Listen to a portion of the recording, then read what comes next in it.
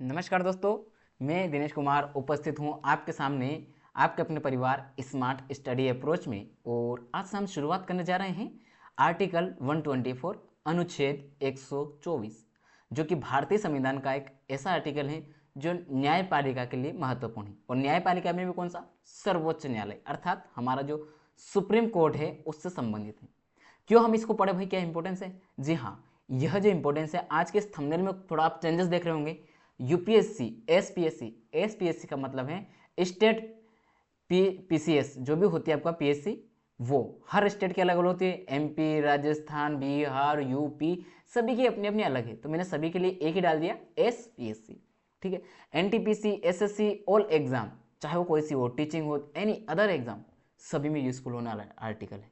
तो इसलिए हम आज इस आर्टिकल को कवर कर रहे हैं। तो आपको एक क्लास पूरी देखना, अंत तक देखिएगा, इसमें से एक भी प्रश्न आपका नहीं छूटेगा।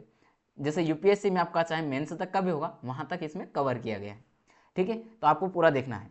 अनुच्छेद 124 कहता है कि भारतीय संविधान में वर्णित है कौन सा? सुप्रीम कोर्ट की स्थापना और प्रावधान, उससे संबंधित, मतलब सुप्रीम कोर्ट की स्थापना की गई है तो उसके बारे में दूसरी बात क्या है, जो यह प्रावधान है कि हमारे जो सुप्रीम कोर्ट है, जो हमारा उच्चतम न्यायालय है, उसमें कितने न्यायाधीश होंगे, न्यायाधीश कितने होंगे, न्यायाधीश कितने होंगे भाई, इसके बारे में चर्चा की गई है। ठीक है, बात समझ रहे हैं आप? और इसके बाद में उनकी जो अवधि है, कार्यकाल है, वर्ष की आयु है, इन सभी के बारे में जो चर्चा की गई है वह आर्टिकल 124 में की गई है। ठीक। अब यहाँ पर बात आ रही है भारत सुप्रीम कोर्ट की। तो सुप्रीम कोर्ट का पहली बार अगर आपको दिखता है हमारे भारतीय इतिहास में, भारत के रूप में देखें इसको, तो ये पहली बार कब दिखाई देता है? तो ये आता है 1773 का जो चार्टर एक्ट आता है, उसमें एक वर्णन आता है, एक कोर्ट का वर्णन आता है, और वो होता है कलकत्ता में स्थापित होती है, कलकत्ता में। हालांकि उस समय ये कुछ सीमित लोगों के लिए थी, विशेषकर अंग्रेजों के लिए, अंग्रेजों संबंधित के लिए, लेकिन यह प्रावधान इस तरह का था कि सभी को कवर हुआ है। आपके समक्ष जो अनुच्छेद 124 का विस्तार से वर्णन आया है कि क्या है, इसका परिचय जान लेते। सामान्य भारतीय संविधान का अनुच्छेद 124 सुप्रीम कोर्ट की स्थापना से संबंधित है। मैं बता चुका हूं आपको थोड़ा सा हिंट। यह उच्चतम न्यायालय की संरचना, न्यायाधीशों की नियुक्ति और उनकी योग्यता को परिभाषित करता है। यह वर्ड मैं आपको अभी बताया हूं शॉर्ट में। सुप्रीम कोर्ट संविधान का संरक्षक, क्या है? संविधान का संरक्षक और न्यायिक पुनरावलोकन का अधिकार रखता है। अर्थात यहां यह बोला है कि हमारे संविधान का अगर किसी भी तरह कोई हनन करती है सरकार, या किसी तरह का ऐसा कोई संशोधन कर देती है जो कि नागरिकों के हित में नहीं है, संविधान सम्मत नहीं है, तो उसको सुप्रीम कोर्ट निरस्त कर सकती है, उसकी न्यायिक पुनरावलोकन कर सकते हैं और संविधान की जो मूल भावना है उसको बचाए रख सकते हैं। बात क्लियर है? चलिए, सुप्रीम कोर्ट की संरचना मैंने टू द पॉइंट लेकर आया हूं। अगर आपको थोड़ा सा यहाँ कट रहा हो साइड में तो थोड़ा ध्यान दीजिएगा, यहाँ शीर्ष निकाय लिखा है। ठीक है, मैं बोल दूंगा, वैसे हल्का सा कट रहा होगा तो यहाँ लिख दूंगा मैं इस साइड में ना। प्रारंभ में एक मुख्य न्यायाधीश और 7 अन्य न्यायाधीश थे। मुख्य न्यायाधीश किसको कहते हैं? मुख्य न्यायाधीश किसको कहते हैं? जो चीफ जस्टिस होता है, chief justice of India, chief justice of India, CJI. अभी वर्तमान में कौन है? संजीव खन्ना साहब, संजीव खन्ना साहब, संजीव खन्ना साहब। ये क्या है? हमारे चीफ जस्टिस हैं। और कितने नंबर का है, कितने नंबर के हैं? तो 51वें नंबर के हैं, अभी हाल ही में नियुक्त हुए हैं। ठीक है, इनसे पहले कौन थे? डी वाई चंद्रचूड़ जी, 50वें नंबर के। ठीक है, ये दो याद आपको कम से कम रखना है। वर्तमान में न्यायाधीशों, जो हमारे जो सुप्रीम कोर्ट है उसमें न्यायाधीशों की संख्या जो है उसका निर्धारण कौन करता है?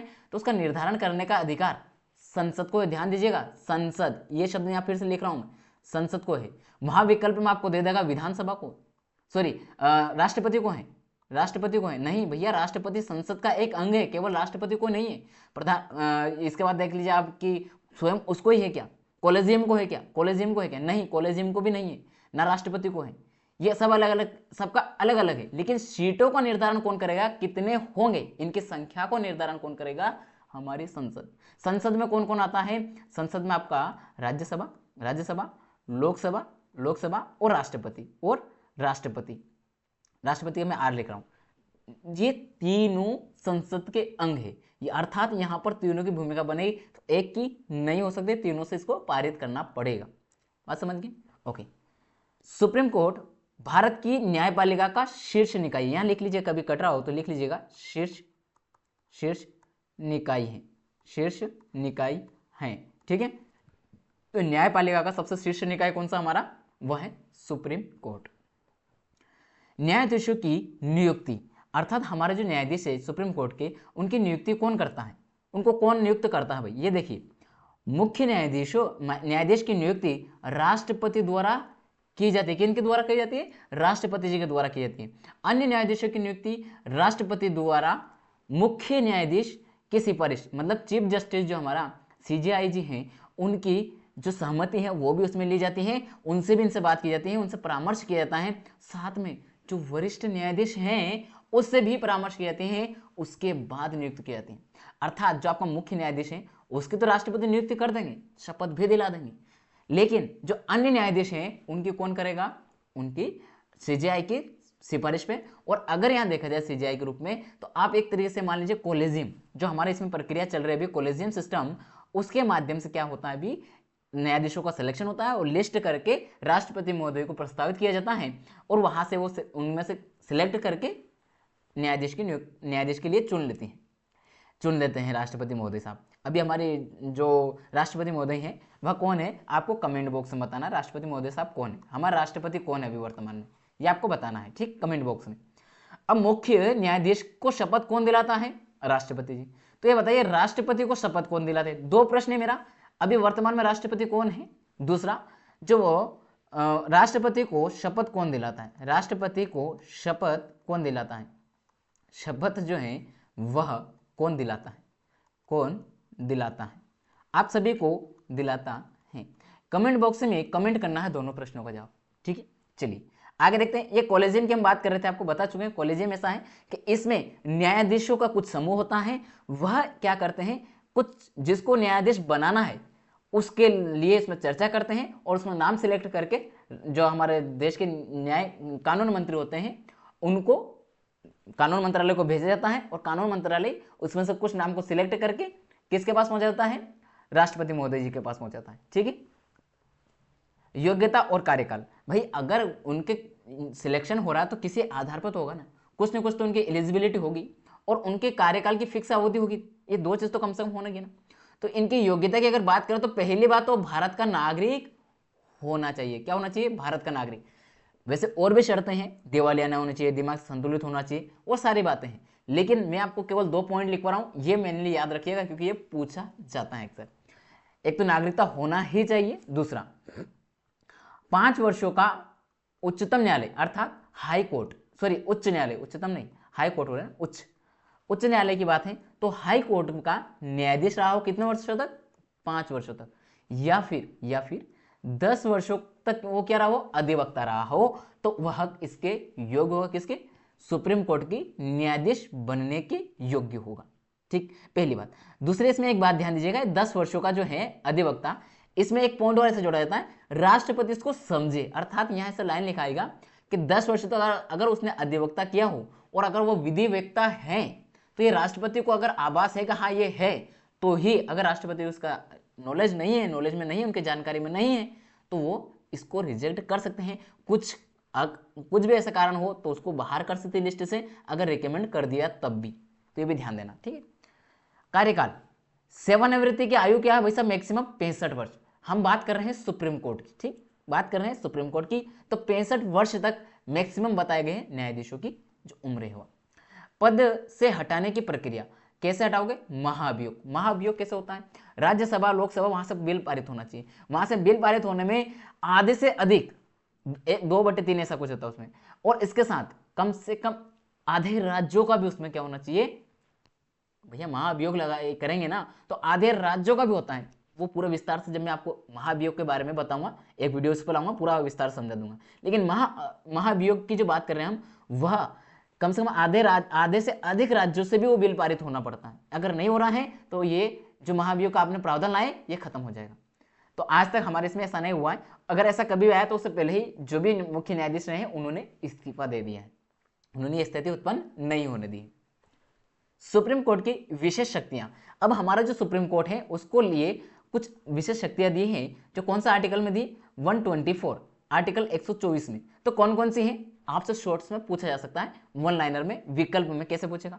संविधान का संरक्षक है कॉन्स्टिट्यूशन का, न्यायिक पुनरावलोकन, जुडिशरी रिव्यू जो है उसका अधिकार है किसके पास, हमारे सुप्रीम कोर्ट के पास। अर्थात अगर कोई भी ऐसा कानून जो संविधान सम्मत नहीं है, संविधान में जो मूल भावना है उसका अगर उल्लंघन हो रहा है तो उसको सुप्रीम कोर्ट जीरो खारिज कर सकती है, उसको असंवैधानिक घोषित कर सकती है।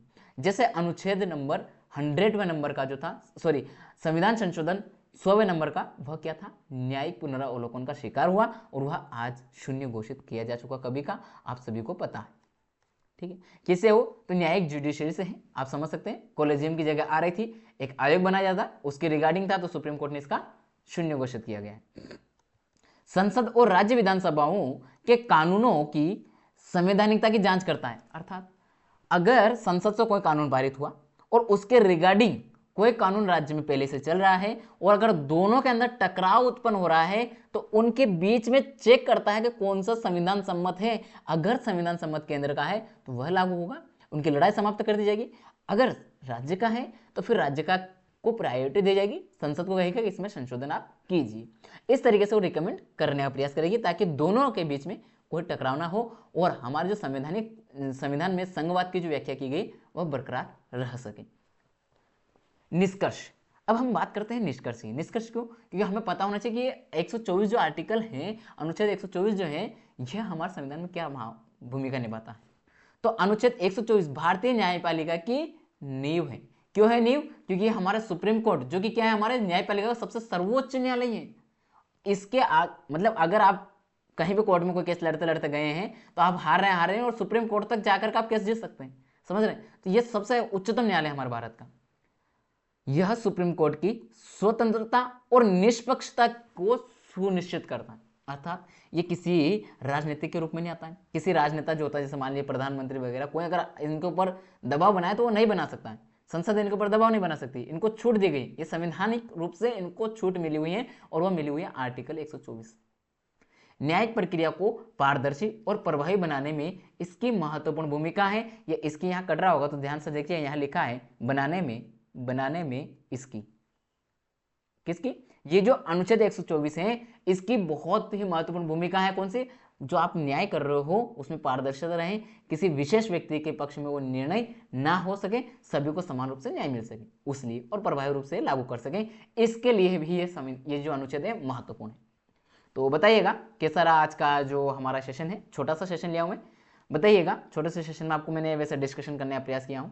अगर कहीं किसी तरह कोई क्वेश्चन मार्क हो आपका तो कमेंट बॉक्स में कमेंट कीजिएगा और बताइएगा, ठीक है। तो चलिए आज के सेशन में रखते हैं, मिलेंगे अगली क्लास में, तब तक के लिए तैयारी करते रहिए। और अगर आप हमारे सेशन में पहली बार जुड़े हैं तो चैनल को सब्सक्राइब करें और बेल आइकन ऑन कर लीजिए ताकि आपको अगली क्लास का तत्काल अपडेट मिल सके। तब तक के लिए तैयारी करिए। जय हिंद, जय भारत।